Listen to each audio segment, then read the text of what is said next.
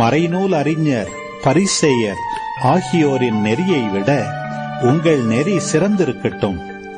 இல்லையெனில் நீங்கள் விண்ணரசுக்குள் புக முடியாது என உங்களுக்கு சொல்லுகிறேன்.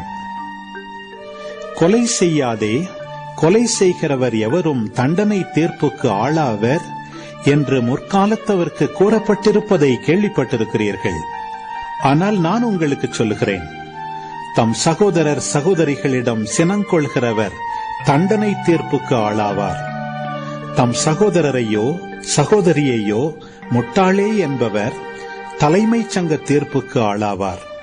அறிவிலியே என்பவர் எரிநரகத்துக்கு ஆளாவார். ஆகையால் நீங்கள் உங்கள் காணிக்கையை பலிபீடத்தில் செலுத்த வரும்பொழுது உங்கள் சகோதரர் சகோதரிகள் எவருக்கும் உங்கள் மேல் ஏதோ மனத்தாங்கல் உண்டென அங்கே நினைவுற்றால், அங்கேயே பலிபீடத்தின் முன் உங்கள் காணிக்கையை வைத்துவிட்டு போய் முதலில் அவரிடம் நல்லுறவு ஏற்படுத்திக் கொள்ளுங்கள். பின்பு வந்து உங்கள் காணிக்கையை செலுத்துங்கள்.